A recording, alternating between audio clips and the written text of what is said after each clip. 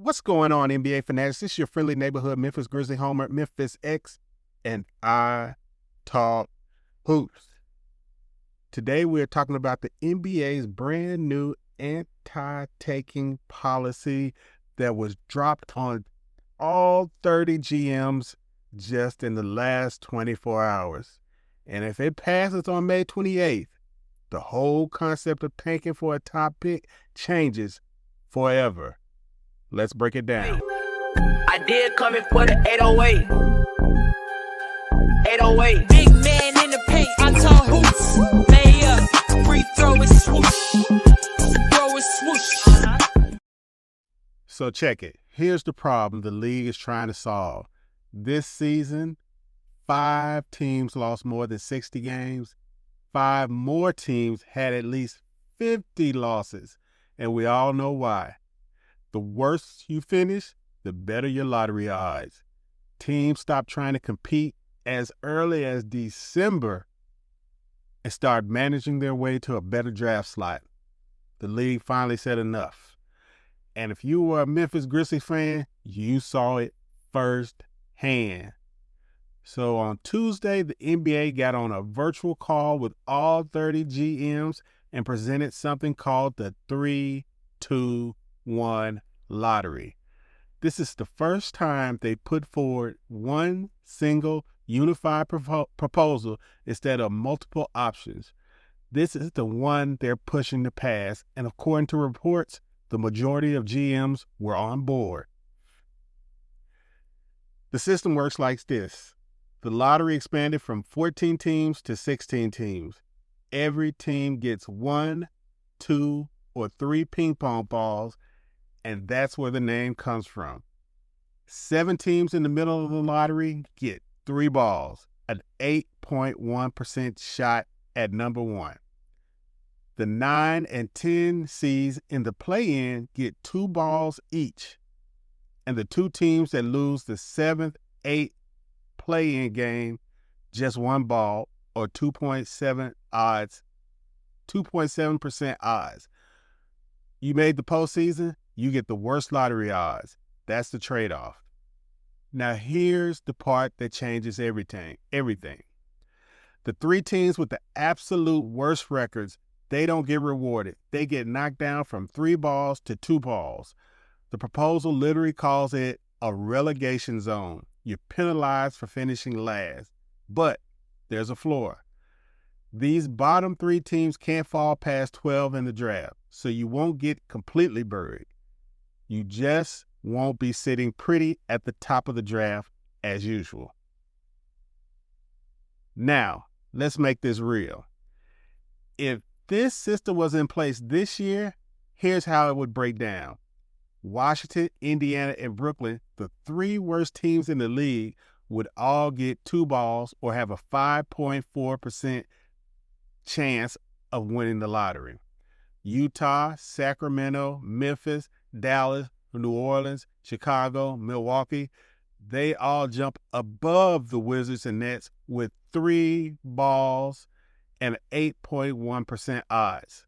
Let that sink in. Utah, who was arguably the most aggressive tanker this season, benching players mid-game the second they started looking too good, sitting Isaiah Collier because he was playing too well, Utah would have better lottery odds than Washington, who, they were taken too. They traded for 2 players and didn't play them all season.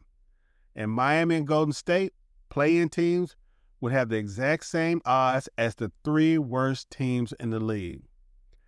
The fan reaction to this was exactly as you would expect with the NBA. A bunch of whining and complaining. And you know what? It's whatever. Here's the comparison right now. The 3 worst teams have a 14% shot at winning the lottery. Under the new system, 5.4%. Their lowest possible pick moves from 4th all the way to 12th. And there's a 72% chance those teams don't even land a top 5 pick. You finish dead last in the NBA, and there's nearly a 3 in 4 chance you're not getting a top 5 selection. This changes everything. And there's more. No team can win the top pick in back-to-back years.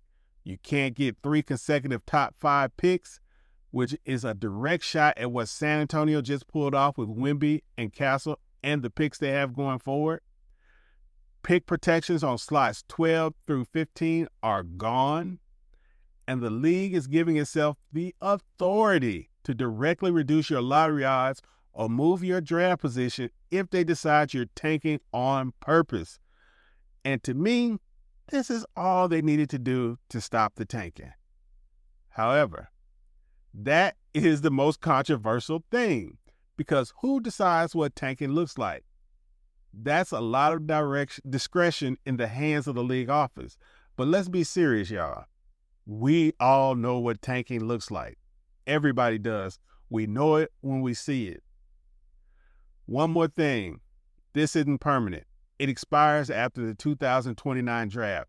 3 years to prove it works. And not every GM was sold. Some pushback saying the bottom 3 teams should be guaranteed a top 10 pick, not top 12. And that's kind of reasonable.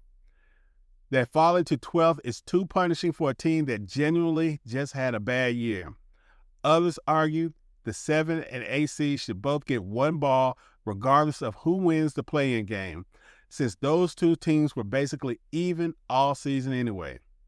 These are details that are still being worked out before the 28th, but this is the proposal. So, where do I stand on this? I understand what the league is doing, because this past season, after the calendar turned in 2026, it was some egregious things happening on the court for teams that were tanking. And as a fan of the Memphis Grizzlies, I can say I'm your friendly neighborhood Memphis Grizzly homer. So I pride myself on watching the Grizzlies. And even I lost interest in watching the drudge that they put on the court every night. Now, it doesn't matter that they were playing hard, because they were playing hard. It was just that those players did not belong on an NBA court, and they shouldn't have been on an NBA court. So, that's how it is for me. Now, when you had got teams getting fined this year, the Jazz got fined, and they should have gotten fined. They actually benched 2 all-star level players mid-game to try to ensure that they would lose. And, that cannot happen in a professional sporting league. So, but this is the problem. This proposal assumes the bottom 3 teams are tanking on purpose. But what about teams that are just bad?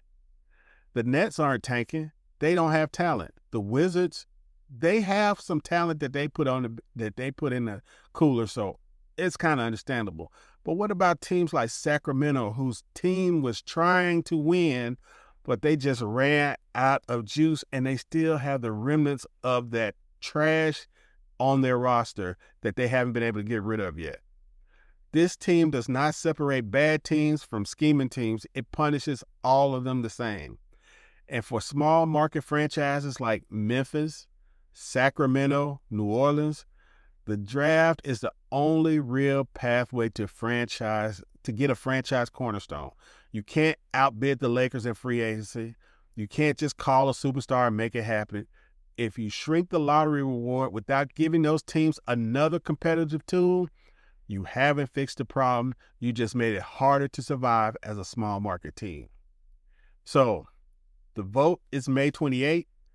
This year, lottery still runs on May 10th under the old rules. So whoever finishes worst this season gets the old odds one last time. Starting with the 2027 draft, though, everything in this league changes forever.